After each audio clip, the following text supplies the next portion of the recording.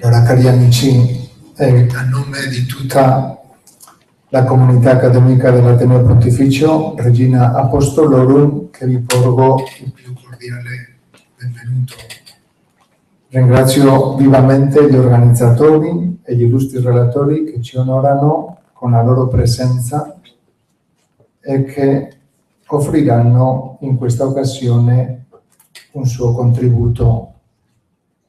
Mi preme evidenziare che siamo particolarmente lieti di organizzare con l'Università La Sapienza questo convegno scientifico-teologico perché risponde a due tratti caratterizzanti del nostro Ateneo. Il primo è costituito dalla promozione del dialogo fede-cultura, fede-scienza. A tale proposito, questo convegno internazionale Fiat Lux è animato dal desiderio di conciliare la fisica, la chimica, la matematica, la filosofia e la teologia e la cultura umanistica. E in questo caso non è soltanto l'argomento e il programma che mette in risalto la fecondità di questo dialogo, ma pure il fatto di essere stato organizzato di un Ateneo Pontificio e di una università laica. Mi piace ricordare che la Sapienza è un'università statale, la più grande università per numero di studenti dell'Europa, è una delle università più antiche italiana, nata infatti dalla volontà di Papa Bonifacio VIII all'inizio del secolo XIV.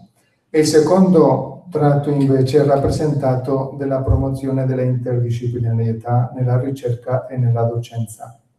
E per mettere in risalto questo tratto ritengo che il modo più adeguato sia ascoltare il bellissimo messaggio che ha inviato a questo convegno il cardinale Gianfranco Ravasi, presidente del Pontificio Consiglio per la Cultura, che sarà letto e sono molto lieto di presentare Monsignor Melchor Sánchez de Toca, sottosegretario del Pontificio Consiglio della Cultura. Vi rinnovo quindi il mio ringraziamento, vi auguro un proficuo lavoro e benvenuti a questo vostro Ateneo. Grazie.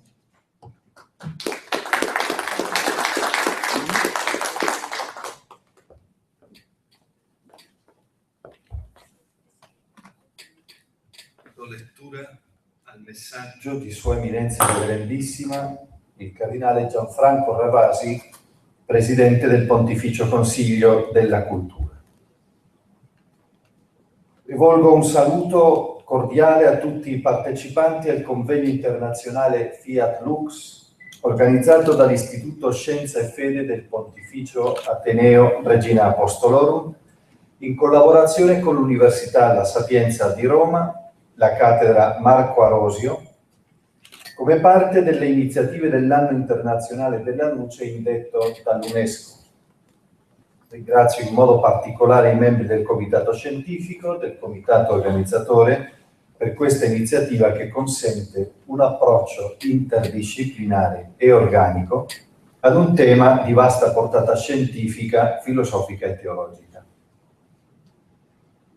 In tutte le civiltà la luce passa da fenomeno fisico ad archetipo simbolico, dotato di uno sterminato spettro di iridescenze metaforiche, soprattutto di qualità religiosa. La connessione primaria è di natura cosmologica. L'ingresso della luce segna l'incipit assoluto del creato nel suo essere ed esistere. Emblematico è l'avvio stesso della Bibbia, che è pur sempre il grande codice della cultura occidentale. Dio disse, sia la luce, e la luce fu, Fiat Lux. Un evento sonoro divino, una sorta di Big Bang trascendente, genera un'epifania luminosa. Si squarcia così il silenzio e la tenebra del nulla per far sbocciare la creazione.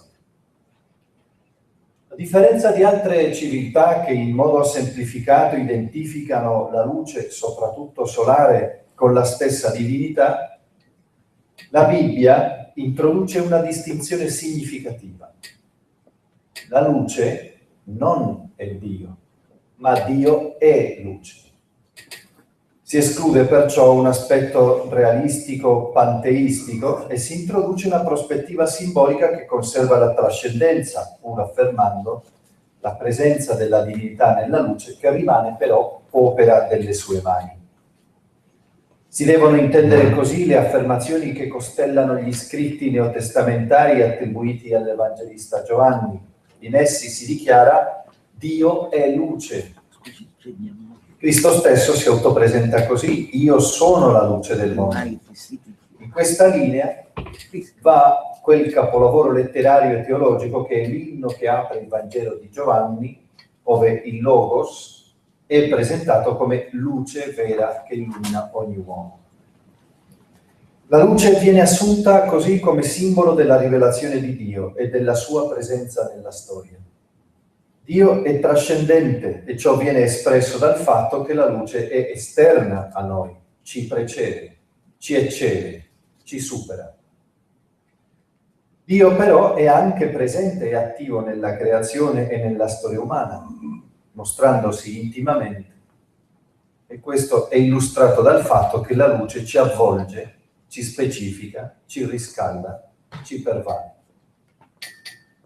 Significativa è la definizione della luce come realtà tov, un aggettivo ebraico che è contemporaneamente etico, estetico, pratico, e perciò designa qualcosa che è buono, bello e utile. Per contrasto, allora, la tenebra è la negazione dell'essere, della vita, del bene, della verità.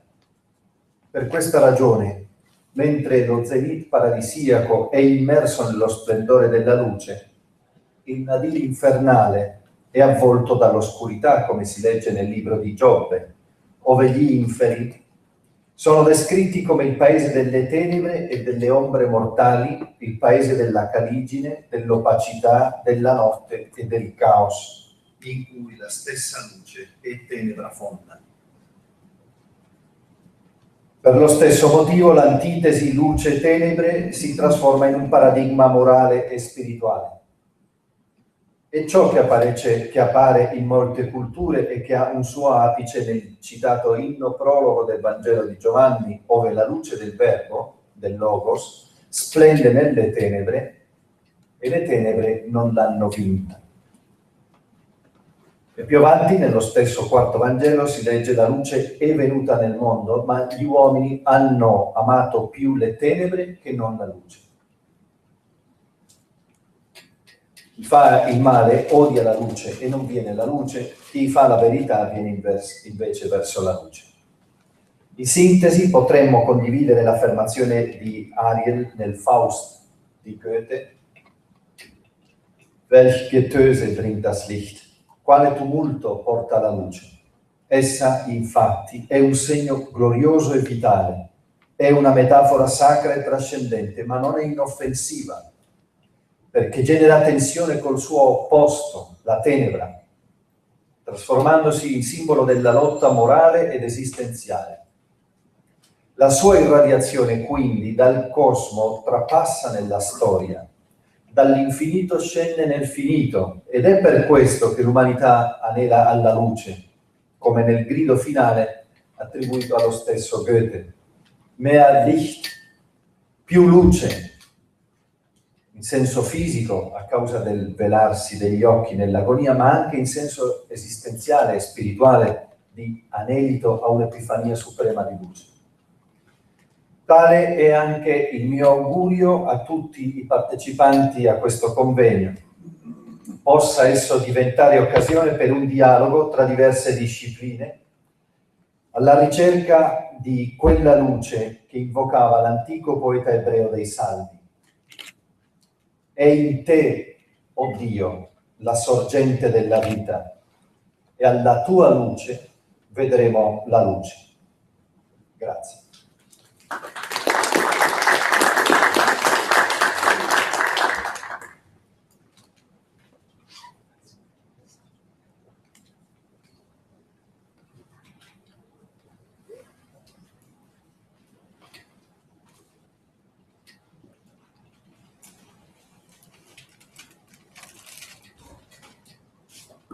Good morning, and thank you very much for being here, all of you. We are indeed very honored to have you in Rome. We welcome you, and we hope that this conference will be interesting and I would say somehow unusual for the scientific context. We know that it was difficult to organize something putting together science and philosophy and theology. It was very hard because scientists only think about science sometimes, and philosophers the same. So it was very tough to ask all of you to be here. But then I found a lot of resonance in you. Many of you, as soon as they received the invitation or received the note about the conference, just were very excited and happy to be here. And this was, for us, a very important force to go on. As you know, this is the International Year of Light. As in the UNESCO letter is written, the year is devoted to light because light plays a central role in the human activity, and it's important to promote application of light-based technologies.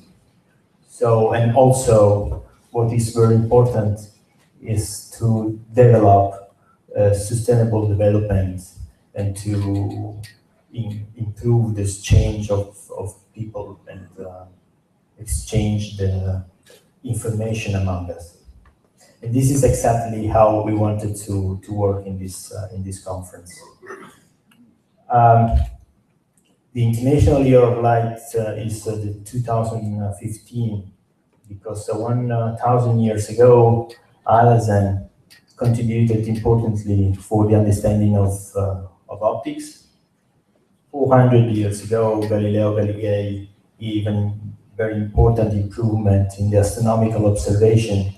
200 years ago, Fresnel introduced the optical waves. But 150 years ago, Maxwell were able to formalize it through his four famous equations. 100 years ago, Albert Einstein was saying to all of us that light is very important for the space and time, and all this relativity is based on the speed of light. 51, I should say 50, but 51 years ago, there was an important novel of Towns, Basel, and Prokhorov for the laser. And 50 years ago, there was the discovery of microwave background radiation in the universe, which is the echo of the Big Bang. And we know exactly where we are coming from. So after all this appointment, we arrived to 2015, which is the International Year of Light. So what is light? For science, this is an electromagnetic wave. But for the mankind, if you ask to all people on the street, what is your feeling of light? They will somehow speak about elimination, or some of them will have an idea that light is knowledge and wisdom. Are these different things? Which of them is true? Both of them. They are different aspects of the same reality of nature. So we cannot think that it's only wisdom or is only electromagnetic wave. They are both the same aspects of one reality, light. In nature, what is light for? What is the use of the light? And then if you try to think about this, you discover that there are only 3 big families for the light. There is no other, I was not able to find any other family for the using of light. Light is transporting energy. We are getting heat from the sun. If you have a fire, then you can warm up due to the heating that arrives from the fire. Light is also helping us to exchange information. I'm able to see what is around me, and this is an important information. And there's another one which is very important, which is the trigger of the time. All our bodies are living in a typical time circle, which is circadian schedule, which is not on 24 hours, but is on 25 hours. And many plants or other animals are living in a different way. And only the sun and night, the day and the night, which are able to rephase our life together with the sun, with the day. Actually, I was joking with my student, and I would say, this is the reason why you always trying to get later and later to sleep, because your life is on 25 hours, and you wake up later and later in the morning because you're on 25 and not on 24 hours. So all of them are aspects of the same reality, and this is exactly the spirit of Fiat Lux. We ask you to be together, to hear, to listen different languages.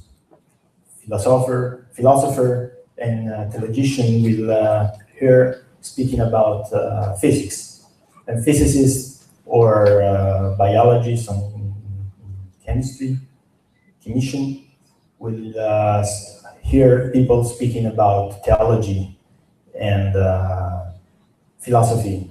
This is very important because we start to force ourselves to speak in an easy way and try to understand what the other are saying.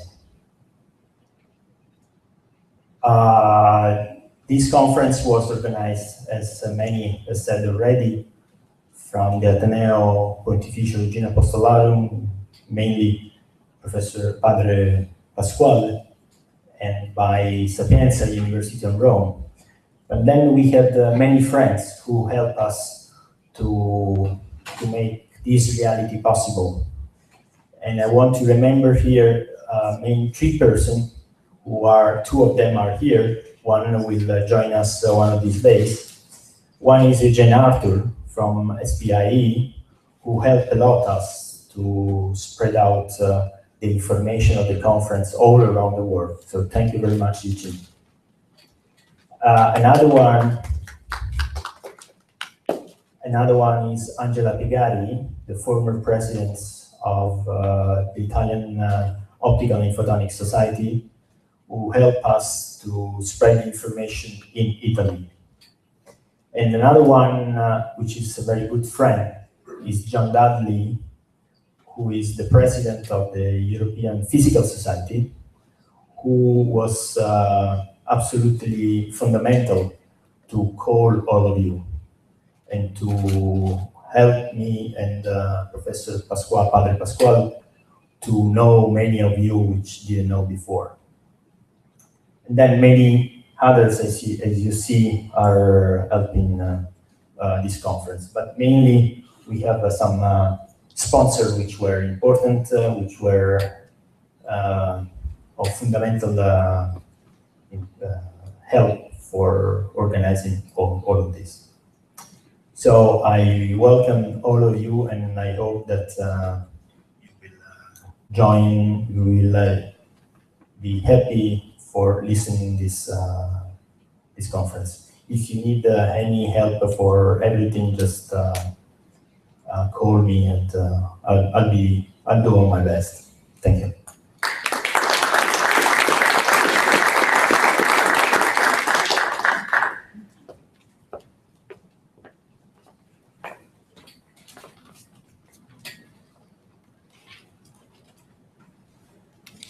Per concludere questa parte di introduzione, semplicemente vorrei aggiungere alcune questioni pratiche, anche per non togliere tempo che abbiamo molto limitato. Allora, la prima questione pratica è proprio la durata degli interventi. Dunque, gli invited speakers avranno 25 minuti, 25 minutes, per la presentazione, e poi ci saranno 5 minuti per le domande. Gli altri speaker avranno 15 minuti, 15 minutes, per la presentazione e poi 5 minuti sempre per le domande. Ognuno sarà presentato, ci sarà il chairman che farà la presentazione breve di ciascuno di voi. Poi avremo i coffee break, come nel programma. Questi ci saranno proprio uscendo dall'auditorium a sinistra, ci sarà il posto per fare il coffee break, mentre i pranzi, per quelli che prenderanno il pranzo come parte del convegno, saranno nel secondo piano. Poi ci sono altri eventi che sono all'interno delle attività di questo convegno, e vorrei presentare alcuni brevemente. Avremo alcuni filmati. Questo pomeriggio ci sarà quello che presenterà la vita di un premio Nobel che è mancato da poco, Charles Townes, che infatti era stato anche contattato per partecipare al convegno. Lui era già molto avanti in età e purtroppo è deceduto già alcuni mesi fa. Poi ci sarà anche una presentazione di magia, la magia della luce, sarà fatta domani pomeriggio. Il mago Silvan farà questa presentazione, una dimostrazione. Poi avremo delle mostre. Qua fuori sono preparate 2 mostre, preparate proprio per questo convegno, una che ha come titolo Lux Lucis, preparata dal professor Rodolfo Papa, e anche lui domani nella sessione finale del pomeriggio, prima dell'esibizione di magia, ci sarà una sua presentazione e anche un poster.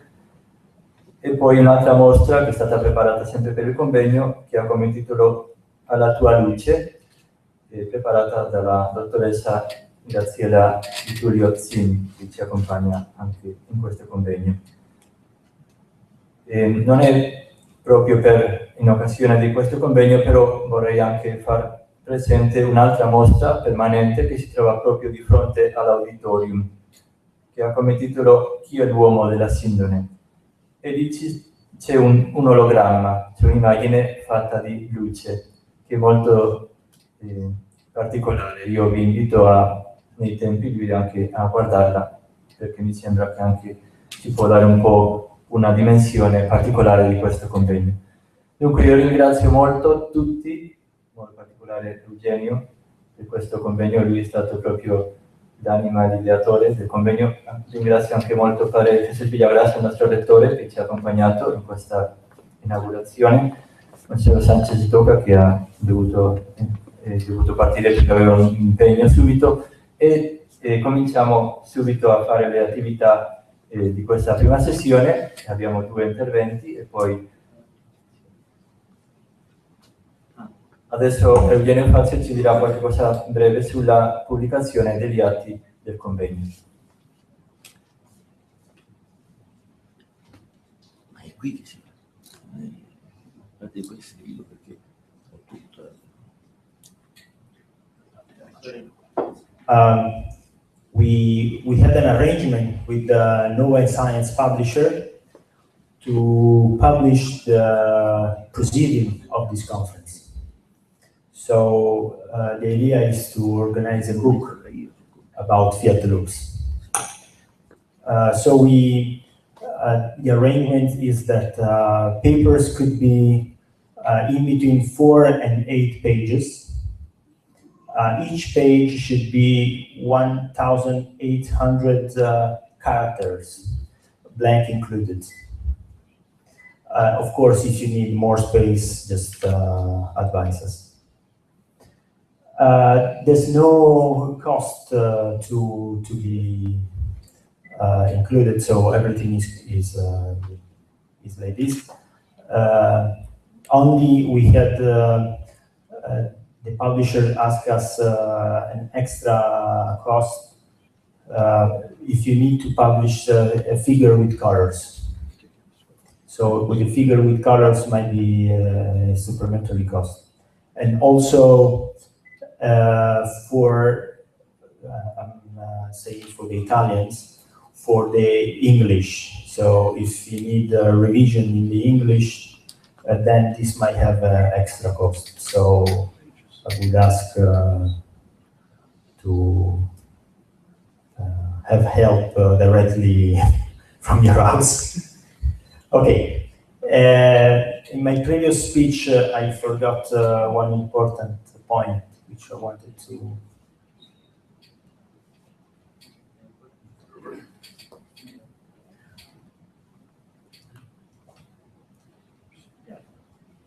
I want to remember here Professor Giulio Iori. He was one of the members of the scientific committee of Fiat Lux, and he died just before Christmas last year.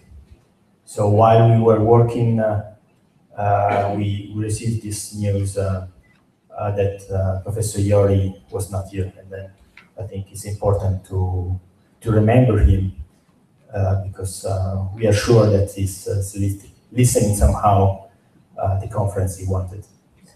Okay, so we may go directly to the first speakers, and the chairman or the chair lady for this section will be Katarina Svanberg. Please. Thank you.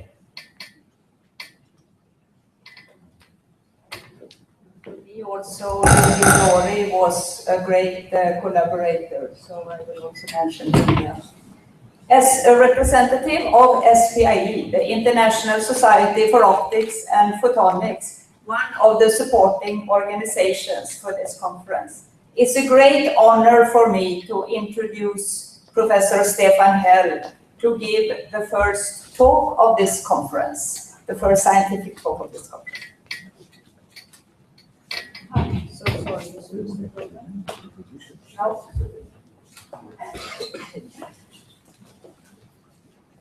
Okay, Professor Stefan Hell is a director of the Max Planck Institute for Physical Chemistry in Göttingen, and also leads a research division of the German Cancer Research Center in Heidelberg.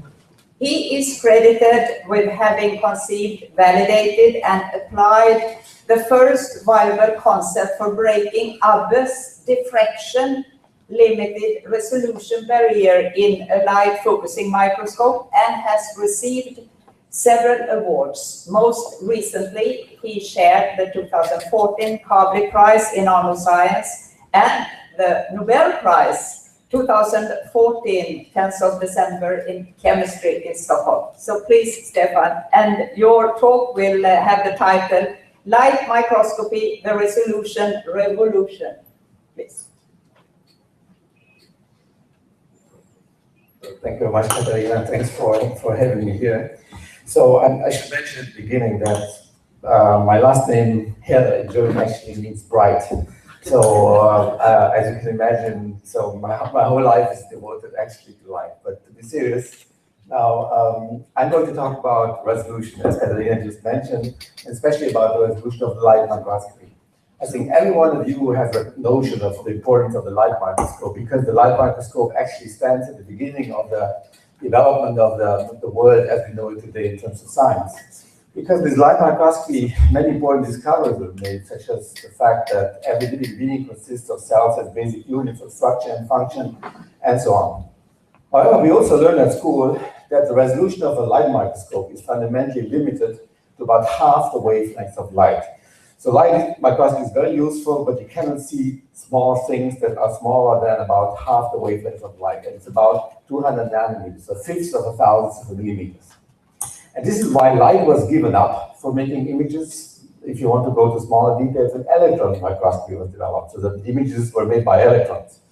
But although electron microscopy achieved a much higher spatial resolution, light microscopy still is the most popular microscopy modality in the life sciences. As you can see here, actually, from this little experiment I've made, I've counted the number of scientific studies that use the light microscope and comparing with the number of those that use an electron microscope and see which of the two have won. There are two reasons why light microscopy is so popular for doing basic science in the life sciences.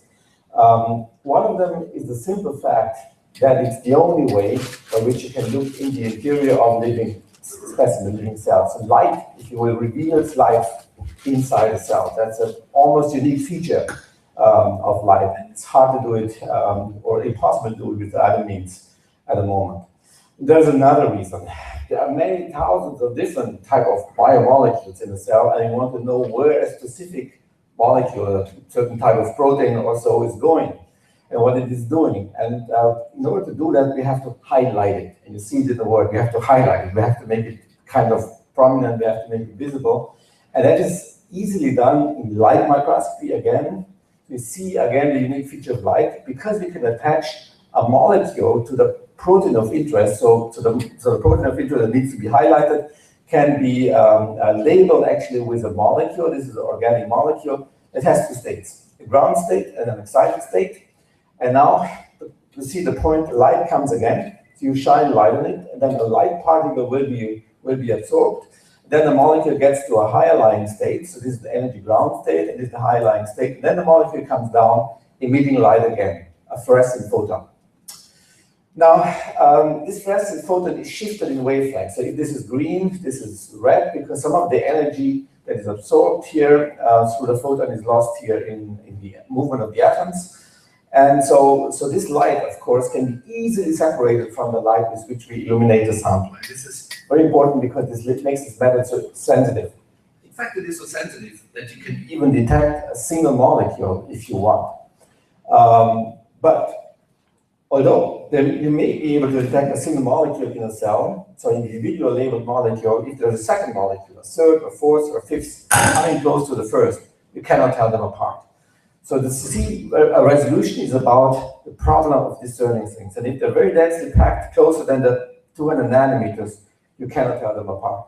And this is why so light microscopy has been seriously hampered in its use for the life sciences. It's obvious that if we manage to overcome this barrier, then we would do a big favor to the life sciences. So I looked into this problem first in the late 80s, but this was not my motivation. I was interested in whether there is a way to do it, and I was interested by the problem itself. But in order to do something about it, you have to understand first where the problem comes from. Now, the most profound way of explaining the problem is also the simplest way of explaining the problem. So I believe that profound things are always simple, that's my conviction. And it can be explained the following way. So the most important element of a microscope, as you may appreciate, is the objective lens. This is the lens that looks onto the focused light onto the sample.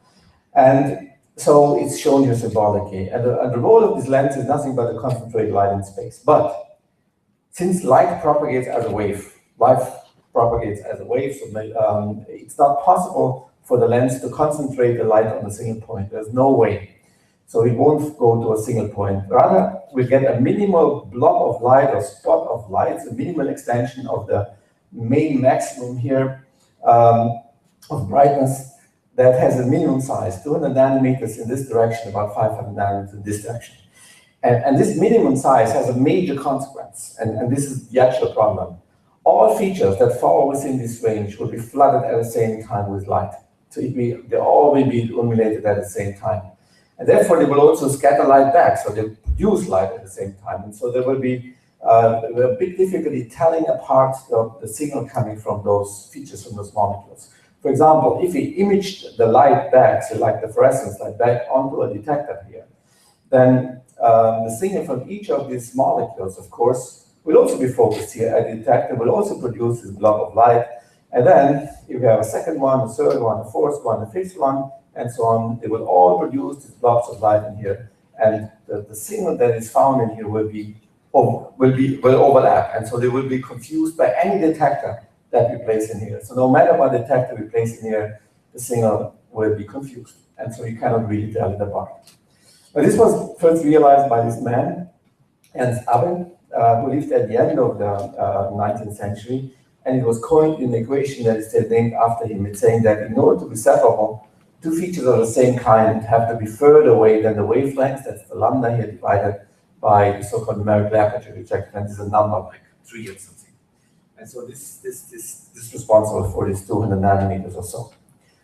Now this equation can be found basically in any textbook of physics optics, but it can also be found on a memorial that was erected in Ernst Abel's honor here in Jena, where he lived and worked, and there it is, so to speak, written in stone. And this is what people really believed in the 20th century. Not only they believed it, it was also a fact. So the best resolution that you could get at the end of the 20th century, say in the year 2000 or something, 99, was this. So this is an image of a cytoskeleton feature, and you cannot really see the details, but now you can have a much higher spatial resolution as a result of the development that I'm going to talk about now. This is a so-called step microscope. This is the first method that really crossed the barrier fundamentally. And this has had, of course, a number of consequences. Now, as Katarina has mentioned, one of the consequences it had for me very recently is that I had the privilege of meeting the King of Sweden on December 10th and giving me this very nice scroll and the medal, and followed by a banquet. And I could talk a lot about this now. But what I would like to convey here is not just the splendor of this meeting, which is really fantastic. You see all the lights and the flowers from San Remo.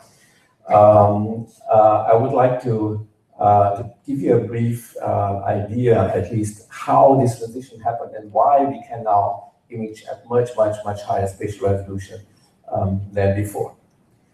So, some of my background, I was born actually here in the western part of Romania in '62, an area that was settled by immigrants from Germany, mostly Catholic immigrants from Germany. But during the Ceausescu period, I went to West Germany, managed to escape, and in Heidelberg, this is where I studied, and this is where I came across this idea. But I couldn't find a place to follow this idea there, and so I ended up here in Turku. This was a remote place where there was somebody who gave me some freedom to think about what I always wanted to think about, and this is where I had the following idea. So, and the idea came actually by studying or by watching or trying to think about the nature of light. So I thought that, of course, we cannot change the way the light is focused. So that's impossible to do, but maybe there are some other effects that could allow us to go beyond the barrier. So much new physics was actually found in the 20th century. Quantum mechanics was invented. It was found that every, say, material consists of molecules and so on. So especially quantum mechanics, I felt this major discovery. Maybe there is some phenomenon in it that could get you beyond the barrier, because the Abel theory is purely classical. That's purely 19th century physics. And so one day, actually, when I was there in Turku, Åbo in Swedish, I opened this book, hoping to find something in the photon statistics of light propagation, maybe some quantum mechanical effect that I could use to break the barrier. And I opened this book, and I opened this page, and I came across a phenomenon that I was familiar with, actually. It's called stimulated emission. Got instantly electrified, went to the lab to make some calculation, and this really was the first idea that really changed matters substantially. And I would like to explain to you why I was electrified and why it was quite different actually from the rest. So as I explained, the problem was that you can not focus the light onto a point, and so you have all the features here flooded at the same time with light. So that you cannot change. That is true. That is true. But maybe it's possible to change the fact that all the molecules that are flooded here with light are in the end capable of producing light here at the detector. So in other words, if I keep some of the molecules in a state in which they are not capable of sending light back to the detector, then I can separate the bright ones from the dark ones. So let's assume I'm making all these go to a state in which they're not able to produce light here. I can separate that bright molecule from the rest. And so the key idea is not to change the way the light is propagating, but to change the state of the molecule. Change the state. Put the molecule in the dark state. Now, some of you will say, are there such things as states that are dark? Can I put the molecule into a state in which it's not able to produce light? So it remains dark, despite the fact that it's flooded here with light. Well, the only thing you have to do is you have to look at the energy diagram of the molecule, and then you see, yeah, there is a ground state of the molecule, there is an excited state. The excited state here is the bright state, because the molecule needs to be in the bright state in order to emit light. But if it is in the ground state, then it can't emit light. And so you see why I was so excited. This phenomenon, stimulated emission, does nothing but making dark state molecules, so ground state molecules. So this molecule, if it's here, it's dark. And so this is the key idea. Get the molecule in a dark state so that it's remaining dark despite the fact that it's flooded with light. And so the basic idea was to use this feature of light not only to make things bright, but also of making things dark. So light cannot only make things bright, but it can also make things dark. This is important to understand to overcome the diffraction barrier. And the only reason why we are not so much acquainted with light making things dark is the simple fact that usually we use light for making things light. Usually molecules are in the ground state at room temperature, but for making things dark, this is uncommon, but it's a very basic phenomenon. And so this was the idea behind what I call later the STED microscope. And you see now we have a light green light for making molecules bright, so get it from the dark state to the bright state, but we also have light now for getting molecules from the bright state back down to the dark state, to the ground state. So this is the red light. So this one is used for making light for molecules bright. It is focused into a green spot of light. And now the red light is used for making molecules dark, so push them down to the ground state. In order to make sure that this happens, you have to have the right wavelengths. You see, it's a different type of light. It's redshifted light, so that it pushes molecule from here to here. And without going too much into the details, this is definitely the case if there is a red photon here at the molecule that pushes down, meaning that you have to ensure the presence of a red photon at the excited molecule, meaning that you have to have a certain brightness. So if the red beam has a certain brightness, and this is the brightness of the red beam, the ability of the molecule is to still emit light, to produce light at a detector, is shut off. So if it's the red beam is brighter than a certain value, the molecule is shut off. And so it's staying dark. It's prepared in a ground state, as one would say with some more physical terminology. And so actually what we do is we do not want to turn off all the molecules, but we turn off just a few. So what do? We convert this beam in such a form that it's not turning off all the molecules, but only a fraction. And so we convert this beam into a ring. And now the red light is not focused into a blob or a spot of light, into a disk, if you will, but into a ring. So there's no red light in here, 0, and it gradually increases if you go up here. And now let's assume we want to see the signal only from here. What do we have to do? We have to shut off the brightness from that molecule, also from that molecule. And that's very easily done by making sure that in those areas where the red beam is weaker, it's bright enough so that it's beyond the threshold. And so, without going into details, you just shut the molecules off so that with light, and so only those molecules remain in the bright state. So only those can produce light here at the detector. The others are forced to stay basically all the time in the ground state. And now you can separate features that are closer together than the 200 nanometers, simply because they are forced to emit sequentially in time. It's very simple because we play the on-off game with them. So that's the point. And in this way, of course, we can separate features that are closer together than what has been produced actually in extent by diffraction. And so I walked around with this idea. In retrospect, it's really funny. I mean, for about 3 years or so, giving talks everywhere, Germany and the US, people didn't believe that it would work. Finally, there was a person in Göttingen who said, okay, let's give him a chance, give him 5 years of a job so that he proves himself. That was in Göttingen, and so it turned out to work in the end. And this idea worked out. I'm showing you just a few pieces of data. Old data, I like them. At some point, you get attached to them. So standard resolution, and this is now which is produced with this, say, on-off plane, in this case using simulated emission. And it's very obvious that you see here the details, these particles that you couldn't see here before, actually with great clarity. Okay, and then if you look, for example, at proteins or protein aggregations in a cell, so here in a standard way, you have no clue what it is, and then you take a high-resolution image, and then you see these are so-called nuclear pore complexes, and so these are the openings in the cell nucleus envelope, actually, where molecules go in and out. And you see now, because of the tenfold increase in resolution, that there's an eightfold symmetry, of course, in the molecule. And if you compare it with the standard resolution, there's almost no comparison. Still have a lot of fun making this comparison, I must say. Anyway, and so this really matters because you can really understand things that you couldn't understand before. And I would like to show you one example, HIV. It's a virus that has partially pandemic features, and it's about 140 nanometers in diameter. And so people couldn't see actually how some proteins are distributed on this virus, because if you make a normal picture, you see proteins, then you see just a block of light. But now with the high resolution, you can see a certain type of protein that is really critical for the infectivity of the virus, how it is arranged in space. And so what has been learned here is actually that those viruses that can cause, in fact, the next term, cause HIV, so to speak, they have their proteins called ENF all in a single place. So this is an important mechanistic insight.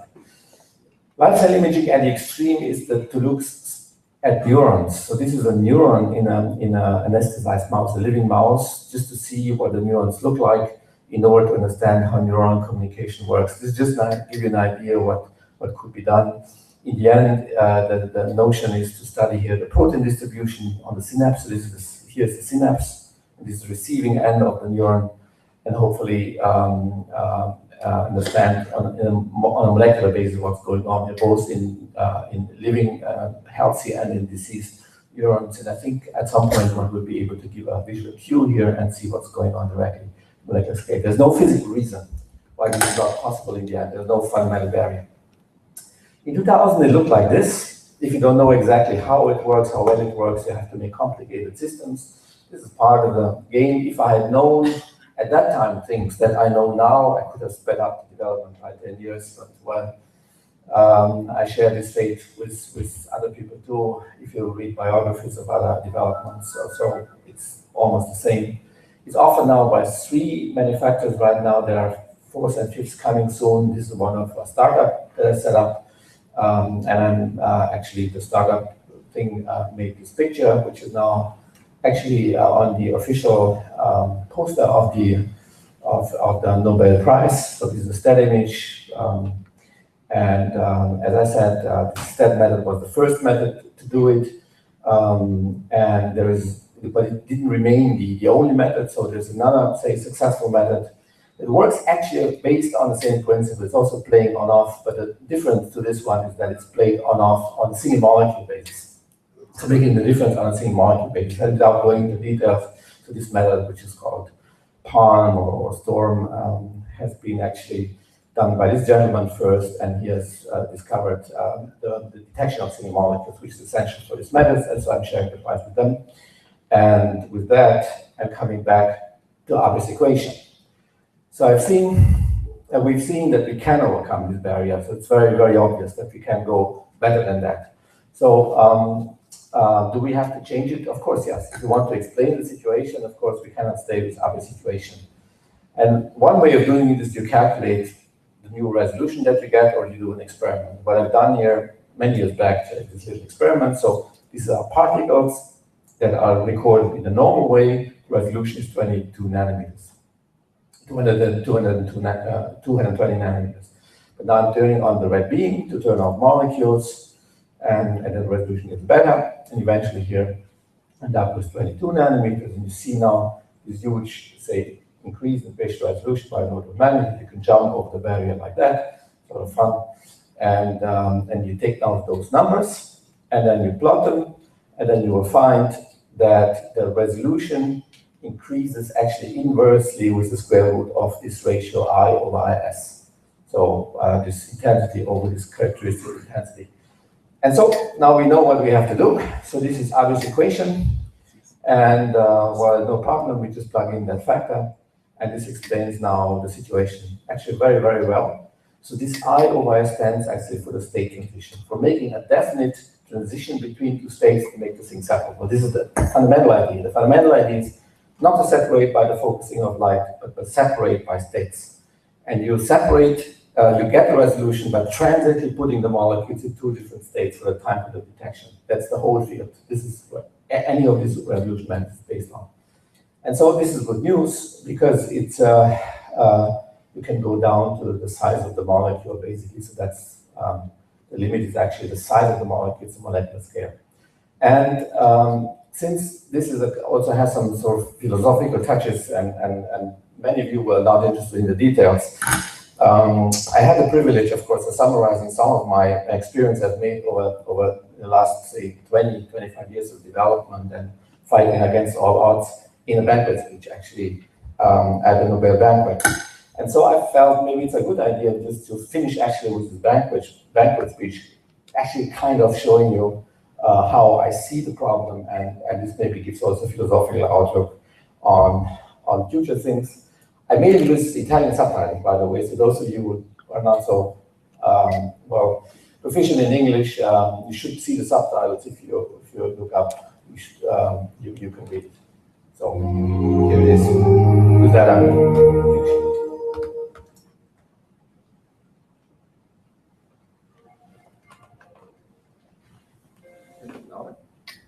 Det är en stor ära att få presentera Nobelpristagaren i kemi. Henrik Moser.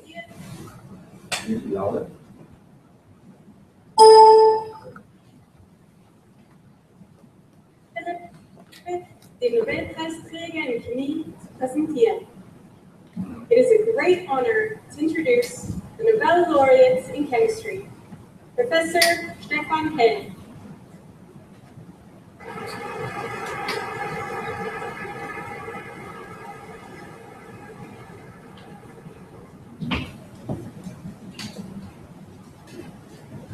Majesties, Your Royal Highnesses, ladies and gentlemen. What a week, what a day, and what a night. I cannot imagine anything more exhilarating than to stand here this evening, also on behalf of my colleagues W. Werner and Eric Bessick, thanking the Swedish Academy and the Nobel Foundation for the honor that has been bestowed upon us. We are also grateful to all who have supported us in our path and above all, we feel very, very humble. Like all laureates, each of us three has his own road to this magnificent hall. Our personal stories have been quite different. Yet, we have much in common. Passion for what we do, and fascination with things that cannot be done, or, let's say, things that cannot be done supposedly. Erwin Schrödinger, who spoke at his banquet 81 years ago tonight, wrote, "It is fair to state that we are not going to experiment with single particles anymore, then we will raise dinosaurs in the zoo." Well, one of us, W, discovered just the opposite. Single molecules can indeed be seen and played with individually. Now, ladies and gentlemen, what do we learn from this? First, Erwin Schrödinger would never have gone on to write Jurassic Park. Second, as a Nobel laureate, you should say, this or that is never going to happen, because it will increase increase your chances tremendously of being remembered decades later in a Nobel banquet speech. And so, on to superevolution price and limiting. According to the these molecules closer together than 200 nanometers was not be sold apart with focus. This is because in a packed molecular crowd, the molecules shout out their questions simultaneously, causing the signal, their voices, to be confused. But believe it or not, Eric found a way to discern the molecules by calling on each one of them individually using a microscope so simple that he built it with a friend in his living room. As for myself, I never had that kind of patience. Calling on each molecule one by one, no way. I just told all of them to be quiet, except for a selected few. Just keep the molecules quiet and let only a few speak up. Simple solution to a supposedly unsolvable problem. The great resolution limit is 3. I have a guess where did this idea occur to me. Not very far from here, actually, in a student dorm in Finnish Åbo, in what you may kindly call a living room. So, what does it take, ladies and gentlemen, to end up standing here telling you a story of important discoveries or improvements? Well, you definitely need a living room. At the very least, you need a place to sleep. And when you fall asleep, you may forget that others consider you too daring or too foolish. But when morning comes, you would better find yourself saying, I have so many choices of what to do or what to leave every morning, every day. I better judge for myself and go ahead and do it. Because nothing is more powerful than an idea whose time has come, even if it came in a living room or to someone with a humble living. And if you feel we'll never raise dinosaurs, who knows? One day, someone may be actually standing here giving a banquet speech. So, ladies and gentlemen, let us embrace a culture that addresses problems deemed impossible to solve, and let us now honor those who will do so with a toast. Paul. Okay. Oh, thank you very much. Too early now for saying salute, but well, so I hope I maybe understand what the reason is.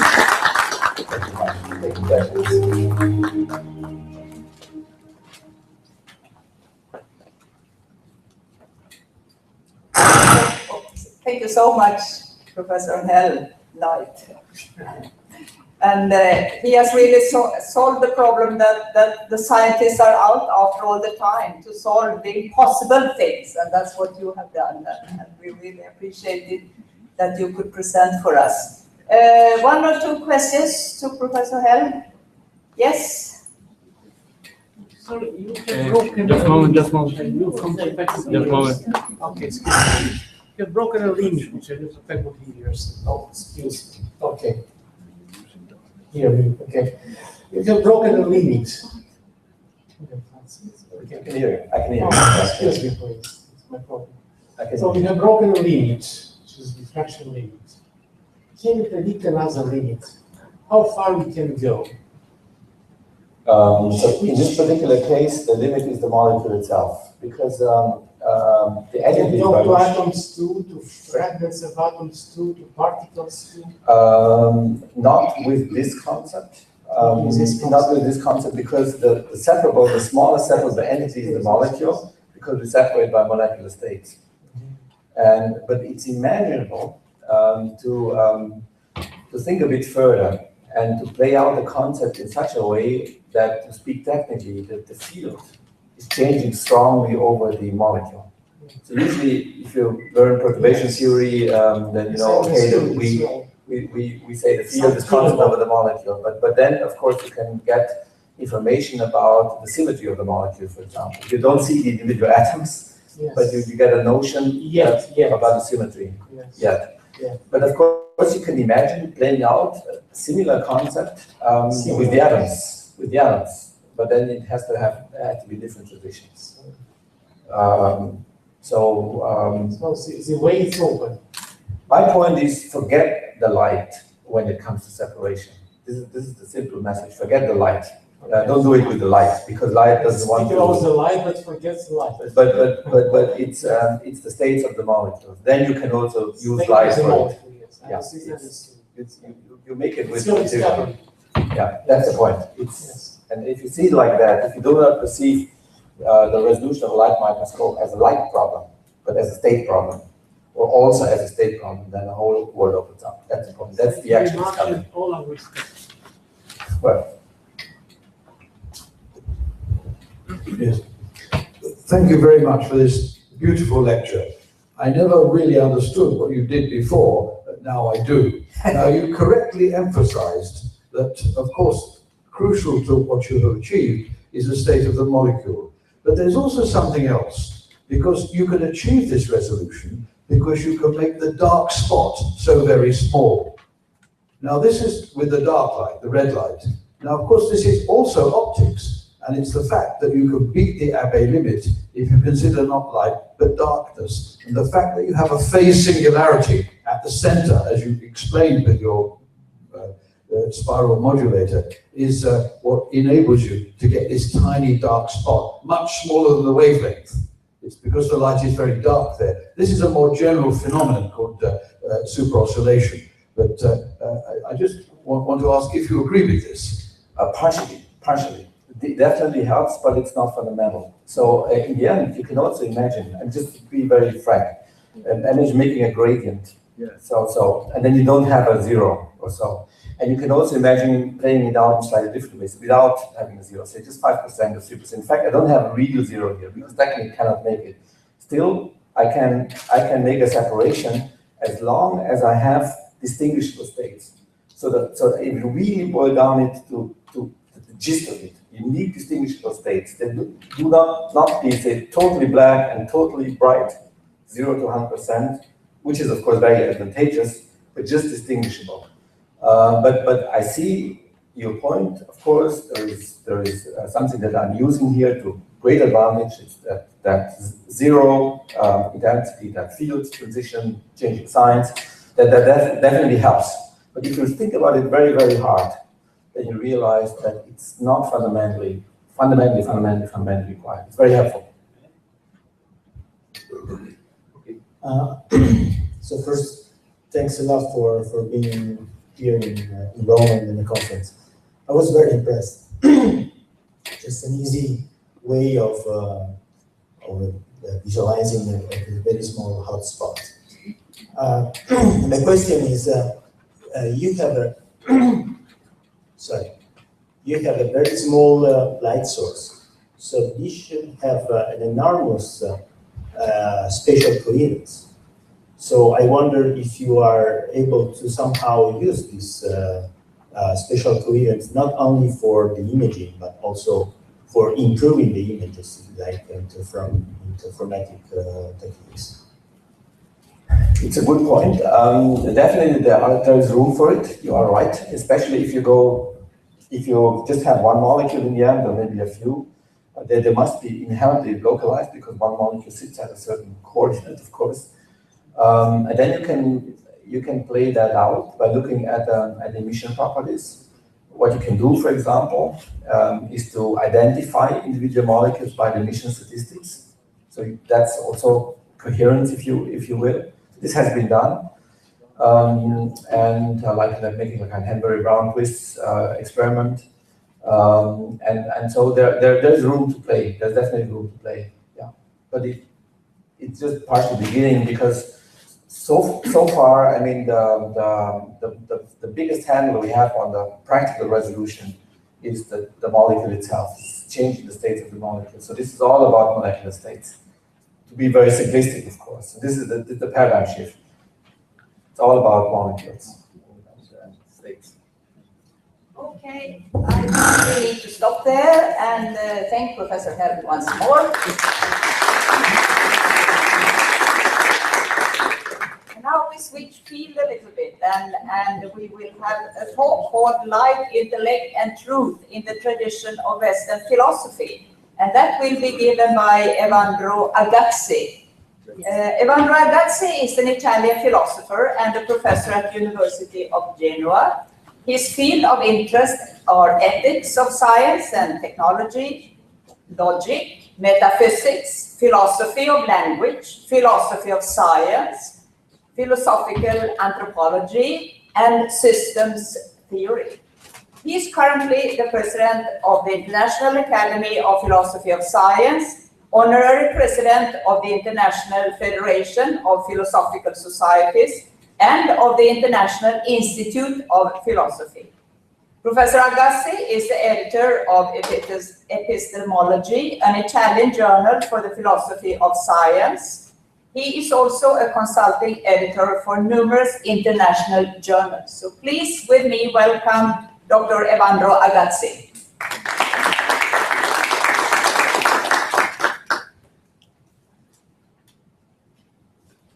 Good morning, ladies and gentlemen. It's a pleasure for me to address this very interesting International Congress. And the topic I am going to develop very shortly here is related with a special role that light plays in philosophy, especially in the Western tradition of philosophy. Well, in order to focus on the central points, I should first point out a very interesting synthesis. That is, there is a kind of strict relationship between light and life in our Western tradition. How can we appreciate this? Okay, it is not necessary to go back for thousands and thousands and thousands of years, because it is sufficient to start with what we usually consider as the origin of the Western tradition, that is the Greek culture. So if you consider, for example, the ninth book of Homer Odyssey, you might remember that it is spoken of a visit that Odysseus made to the Hades. The Hades was the kingdom of the dead. And Odysseus finds the shade of Achilles, the great hero, who was something like a kind of king of the dead. Not because of some special authority, but because his exceptional qualities deserved a high respect, even in the Hades. And Zeus is speaking with Achilles and saying, "Oh, I admire you being here recognized practically as the king of the dead." Well, says Achilles, I would prefer very much to be the servant of a poor man on earth, instead of being a king of the kingdom of the dead. Why? So Achilles speaks a little, and you see that what is important to him is the sunlight. Better to be a servant of a poor man in the sunlight than being here in this darkness, to be a king of the dead. So you see here a kind of identification of life and life. You see, it is different from the pure and simple survival. So practically every culture has this idea that our life does not terminate with the death. There is something in the world after death. It's practically every culture. No? But what distinguishes them, the existence after death, the corporeal death, Well, the fact of enjoying light. So you see here the identification of light with life. Well, this is already in Homer, without developing the much deeper understanding of the after death, which was developed in the Greek tradition, in the Roman tradition. Here again, when some kind of eschatological perspective was introduced, because in Homer there is no eschatological perspective. It is not said that good people have some kind of privileged position. No, they are there. But for example, you can find in Plato and in other traditions the idea that it depends on your conduct during the terrestrial life, your destiny after death. Well, what happens when someone has been a very good person during the terrestrial life? They are destined to the Champs-Élysées. Well, what is the typical, the characteristic of the Champs-Élysées? A brilliant light. The region of the Champs-Élysées is a region in the afterworld in which light is dominant. So you see this intrinsic relation between light and light. Well, is this simply a poetic view? No, by no means. This was developed especially in the Platonic and Neoplatonic tradition. So I cannot enter the details here, but it is very interesting to see that the whole Plotinian theory of emanation. You might remember that according to the Plotinian philosophy, there is the one, is the origin, and there is the emanation from the one of everything, like a decreasing power. And you see very easily here the nature of life and the nature of light, because light is something which is generated from a point. There is no cause behind. It is spontaneous, and it goes on, but it decreases in intensity, it decreases in force according to the distance from the source. So this explains very well why in all the tradition of the Hellenistic Neoplatonic philosophy, light constitutes a big point of difference. And where do we find this? Okay, take the beginning of St. John's Gospel. In principio erat verbum, et verbum erat apud Deum, et verbum erat Deus. In the origin was the Word, and the Word was near God, and the Word was God. And it goes on explaining that everything has been done through the Word. And the Word was light. He came here, but the darkness didn't recognize. So you see, the Word is God. The Word is light. The Word is life. The Word, so you have God. Word, Logos. The Logos is light. The light came and the darkness didn't accept it. But the light was life. And those who receive life are going to remain with Christ, etc. So the real interpretation of Christ, of Jesus Christ, is in this spirit. Lumen de lumine. It was after a certain philosophical reconstruction, the definition. So God was light. And the Son of God was lumen de lumine, light from light. And this gives rise to a whole very interesting and large tradition of medieval philosophy and theology. I stress here, it is philosophy. It is not theology. It's just a way of interpreting. It's a way of presenting the very complex nature of God and of Jesus. Okay, this, if you want, is documentation of the Platonic and Neoplatonic origin of the Christian philosophy. That's called Christian philosophy, which is bound to something which is a rather fascinating and mysterious nature of light, which is this fascinating nature.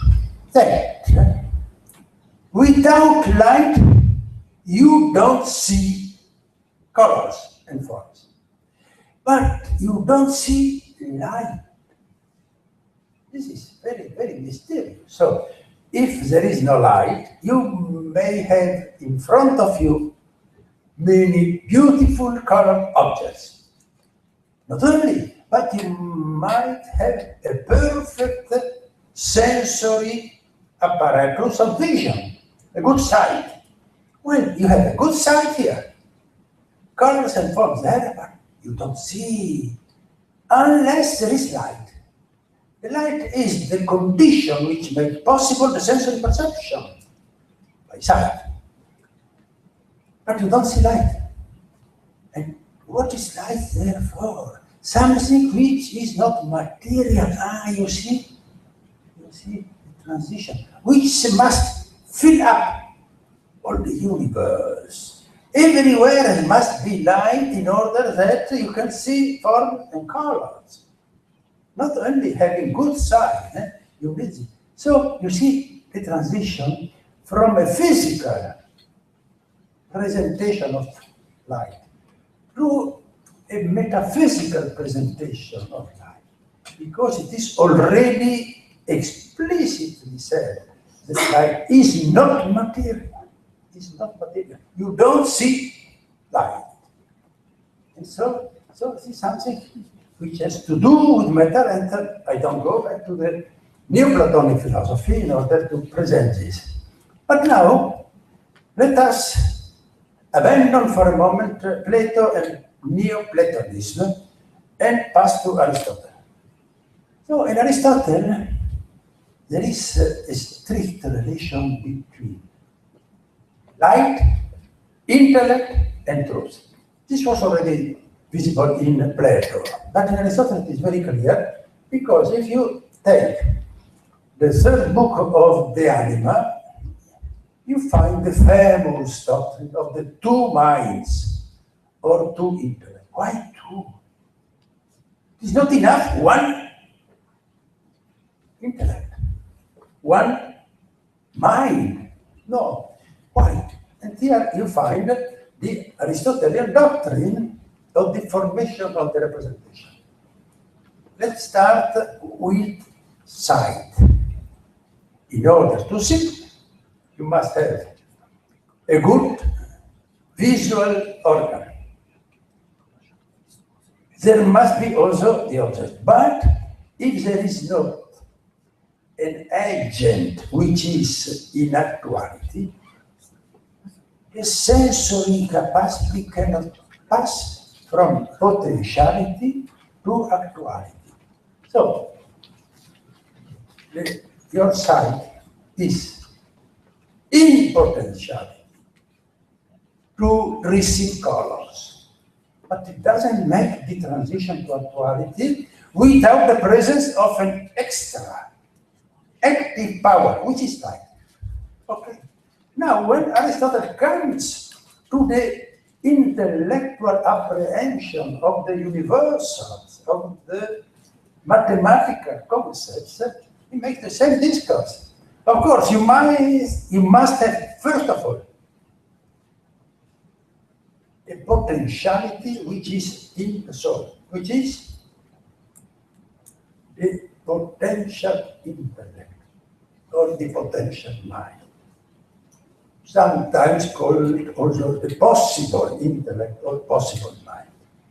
Well, this is there in order to capture all possible concepts, but it cannot pass from potentiality to actuality without the intervention of something from outside, not from above.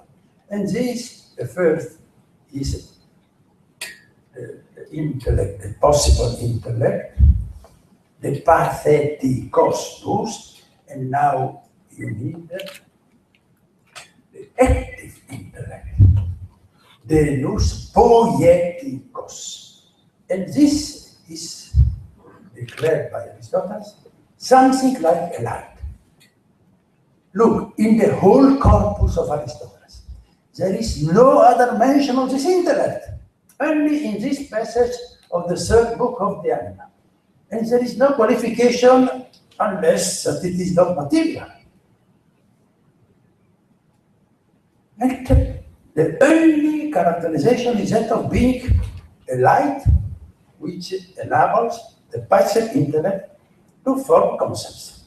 So it is precisely because nothing he said in the whole corpus of Aristotle concerning the very nature of this mind or intellect that a very long discussion took place considering which is the nature of this intellect. So I will not repeat the story of the old Greek, Arabic, Persian, scholastic tradition on this discussion of the nature of the active intellect. So, you see, light. Light is the best point of reference. But let's say, okay, but this is just a symbol. What? Of what? If you say it's just a symbol, this is simply a similitude. So of what? Nothing. So here you see the concept of light as an analogic nature. What does it mean, analogic in the strict scholastic term? Univocal is a concept which has just one correct application to a determined domain of object. Equivocation, if you have a concept which can be applied to a very broad variety of reference, and this produces confusion. Analogical is something which can be said in part in the same sense and in part in a different sense to different objects. Like such. Like you can present in the form of a physical condition for sensory perception. Light you can present as the intellectual capacity of forming concepts. Light is even something which can be applied analogically to interpret the nature of God. Formidable. Okay, you see, Platonic tradition, Aristotelian tradition, and in the Aristotelian tradition there is already this formidable power. Light's capability of intellectually grasping what? Universal characteristics and truth. And here you open the way to the famous doctrine of illumination developed especially by St. Augustine. The theory of illumination in St. Augustine is an epistemological doctrine. It is presented in different texts, but probably the best is the Magistro, in which the soul is able to know truth, and especially the abstract concepts, because God, who is truth, noli fora sire in te ipsum redi in interiore homine habitat veritas.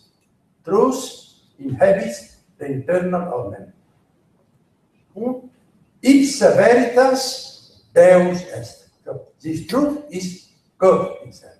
So God is internal to our soul. And it is truth which illuminates. What is this illumination? It is not a revelation. This is important. It is not that God is within us. and to make a kind of second revelation. No, no, no, no. It is a light, which implies the presence of our active intellectual capacity ready to receive the illumination. So, and this was one of the best solutions to the terrible problem of granting the universality of intellectual knowledge. Because if you have sensory knowledge, they are all individuals. And along the history of philosophy, many solutions have been proposed. And the idea of St. Augustine not only dominated the Middle Ages, but even when Descartes proposed this different doctrine, of which we are going to speak very shortly in a moment, Malebranche was critically exploring the Cartesian doctrine. Malebranche was a Cartesian, and he found the difficulties of the ideas which are inborn. No, the illumination is not that God puts into us inborn ideas. No, it's a lie. And Malebranche is precisely taking up again the illumination doctrine of St. Augustine. It is difficult to find a better solution in the whole history of philosophy. It's not easy to explain how we can universalize this doctrine. Okay, let us abandon medieval philosophy. There would be a very interesting chapter, but I have no time to develop on this. There is a whole tradition of this line. In the year 1916, the famous German historian of philosophy, Heulinger, created the expression, the metaphysics of light, to encompass a variety of doctrine taken in part from Neoplatonism, Augustinism, in which this idea of light was transformed in a basis for epistemology, ontology, metaphysics, theology, etc., etc. Perhaps the best known of these authors is Robert Grosseteste, which was more or less a contemporary, a little before Thomas Aquinas. So he was comparing this doctrine with the Aristotelian. But now let's come to modernity. Well, that's okay, modernity has abandoned all these theological ideas, etc., etc. Well, to a certain extent, let us take the founder of the new philosophical mentality of modernity, Descartes. Okay, which or what is the fundamental criterion that Descartes states for accepting truth? Clear and distinct ideas. Famous, no? You can go on, splitting concept until you attain clear and distinct ideas. What does it mean, clear? Light, again. So you see that the idea of clarity, this is an intellectual clarity.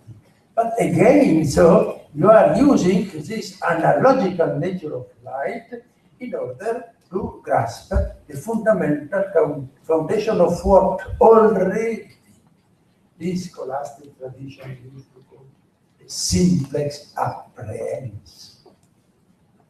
Or, if you prefer, the intellectual intuition. The intellectual intuition means the capability of having present with clarity something to the intellect. Okay. The idea of the intellectual intuition was discarded by the empiricist tradition. And it had remained in Kant's philosophy until the famous dissertation of 1770. The mundi sensibilis aqua intelligibilis forma et principii servat. But in the critique of pure reason, Kant discarded again the intellectual intuition. Only sensory intuition was admitted by Kant. Okay, but what happened in the meanwhile? Of course, all the medieval tradition had been discarded as metaphysical, theological, etc. Okay. But now, let us come to what is usually considered to be the acme of modern mentality, the so-called philosophy of the Enlightenment.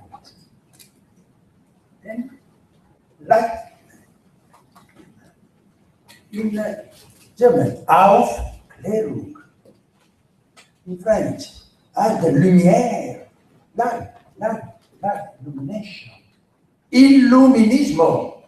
In Italian, so you see light comes again. Which kind of light? What is this light? Reason.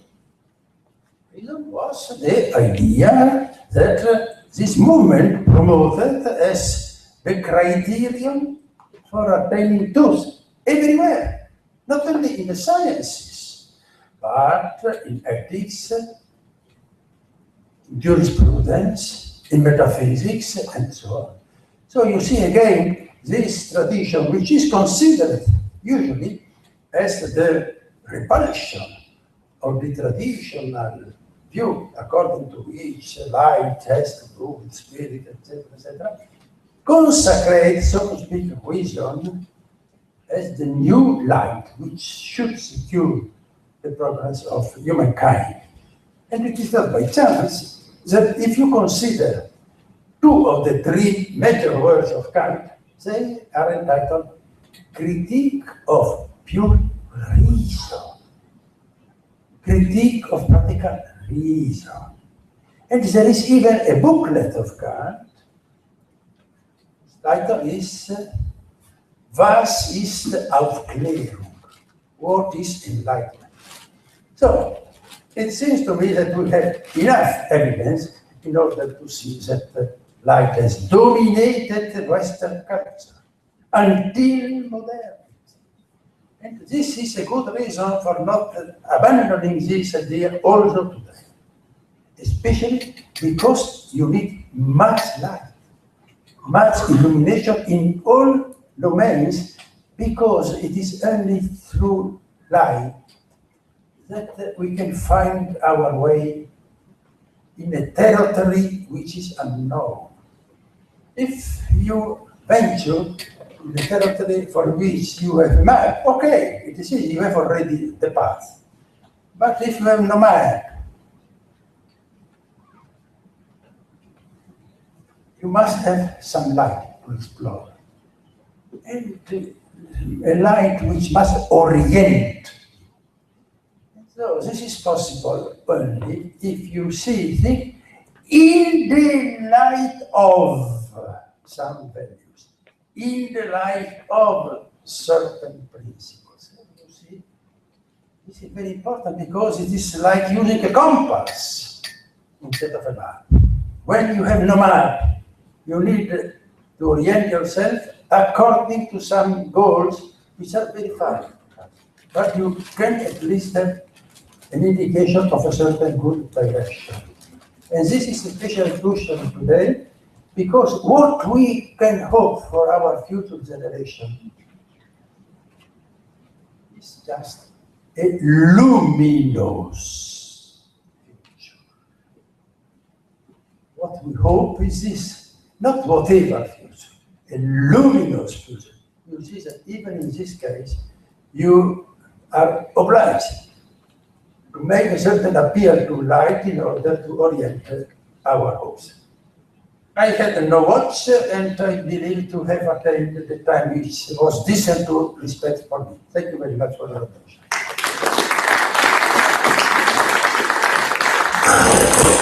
Thank you so much. Very interesting. One question. Okay.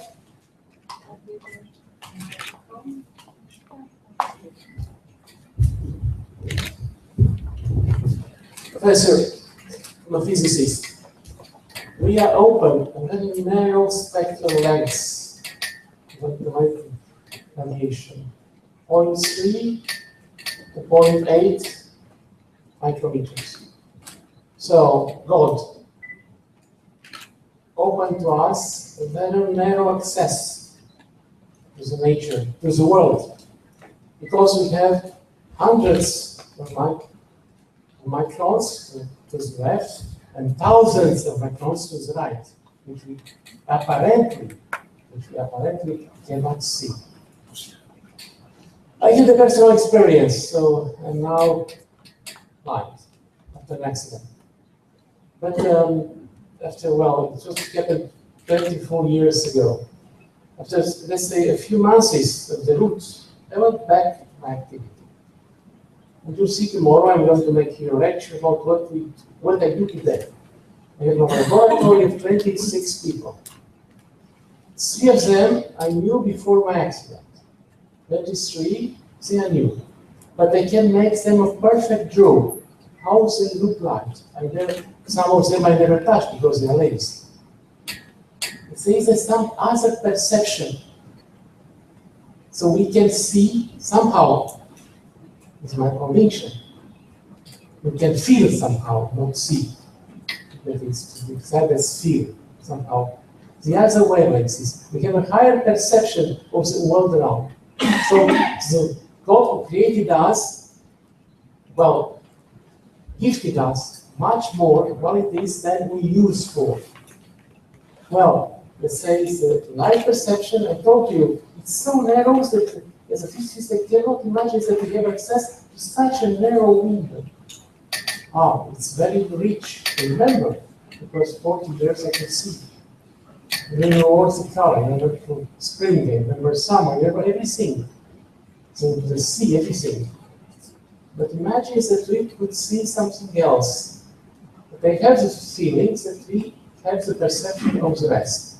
So we have somehow to extend our understanding about, I can't say light, I say the formation by the light.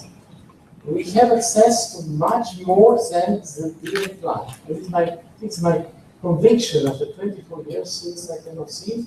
After 44 years, we can see. Well, of course, now I have a lot of colleagues, a lot of students which can help me with, let's say, with the books and lectures and papers they wrote and so on. Well, this is something which I cannot direct access. I cannot. But I have direct. So after that, I participated in many conferences like this, where I have never been before. After 2 or 3 times, I can also have a feeling how they look like. I can dream them. I can imagine them, well, specially. So this is more than we can speak about. So light is the way we speak, is no opinion, in my foundation, by experience, a too narrow, well, let's say, concept. So man can feel more than this. All frequencies, how we feel them? Well, some microwaves you can see like heat, but not only like heat. Okay, I thank you very much for your comments. I finished. You didn't formulate any question, I have no answer, but simply I thank you for your integration. Thank you. Okay, I have one question, which is more a religious question, because this is a conference about theology and science. And you mentioned in the first part of your talk that Jesus is a light from light, you said. And how does Holy Spirit come in this hierarchy? Well, but this is a problem which is not for me to solve. I simply mentioned that even before the elaboration of the very complicated hypostatic union, etc., already in the Gospel of St. John, there is that the Christ is Logos, word, light and life. And then it is from here that starts the elaboration, which later brought the idea Deum de Deo, Lumen de Lumine, Deo Vero de Deo Vero, Iere tutto fatto. This has to do with the Chalcedonian, the Concile, and so on. So this was something which came more or less 200 years after. But already in the very beginning of the Gospel, you have this Neoplatonic way of visiting things, which is centered at the same time on God verbum, which is at the same time word and intellect, and life and light. Okay, thank you so much. And now we come to more materialistic things, but before that we should thank Dr. Agassi again. Thank you so much. Because now we come to the coffee break, and that will bring us out there, but please come back in 15 minutes, which means 10 past 11. We are a little bit after the program. Thank you.